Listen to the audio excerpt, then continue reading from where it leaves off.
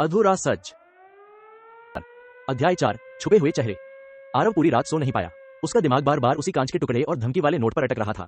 कौन था जो उसके कमरे में घुसा और क्यों उसने सबूत चुराने की बजाय उसे वापस रख दिया। सुबह होते ही उसने तय किया कि वह इस केस में अकेले नहीं चलेगा। उसे किसी ऐसे साथी की जरूरत थी जिस पर वह भरोसा कर सके। वह सीधा रजत के पास पहुंचा।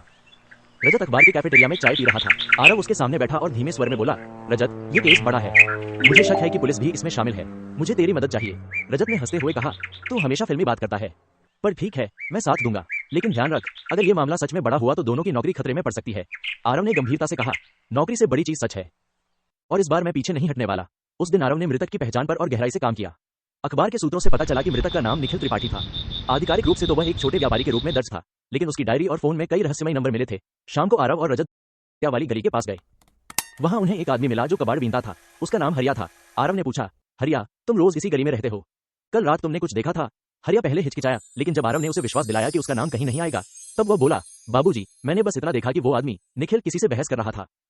दूसरा आदमी लंबा सा था और उसने काला कोट पहना हुआ था। उसका चेहरा साफ नहीं दिखा, पर आवाज बहुत भारी थी। आरव का दिमाग तुरंत उस फोन कॉल की तरफ गया जिसमें उसे धमकी दी गई थी।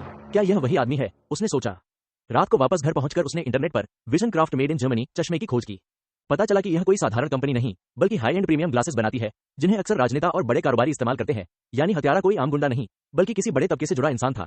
आरव ने अपनी डायरी में लिखा, मृतक निखिल त्रिपाठी सुराग। डायरी, पुलिस के पास, कांच का टुकड़ा, विजन क्राफ्ट ग्लासेस, धमकी संदिग्ध, काला कोट वाला आदमी जो शायद सिद्धार्थ वर्मा कनेक्शन। अगले दिन दफ्तर में एक और चौंकाने वाली घटना हुई। जब आरव अपने केबिन में बैठा था, तभी संपादक शुक्ला ने उसे बुलाया। आरव, कल रात तुझसे मिलने कौन आया था? आरव चौंका, मुझसे कोई नहीं। शुक्ला ने धीरे से कहा, झूठ मत बोल, यहाँ ऊपर से फोन आया है। उन्होंने कहा है कि तू इस केस से दूर रहे, वरना अखबार की मुश्किल बढ़ जाएगी। आरव ने तमतमाकर पूछा, ऊपर से मतलब?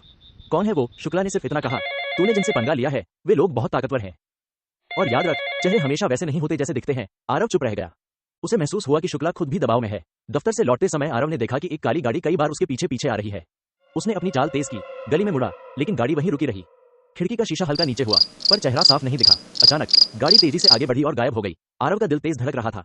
कौन है ये लोग और क्यों चाहते हैं कि मैं पीछे हट जाऊं? उस रात जब उसने लैपटॉप खोला तो उसे एक ईमेल मिला। प्रेषक का नाम अज्ञात था। ईमेल में सिर्फ एक फोटो थी, मृतक निखिल की, और उसके पीछे खड़ा एक आदमी धुंधले कैमरे में कैद था।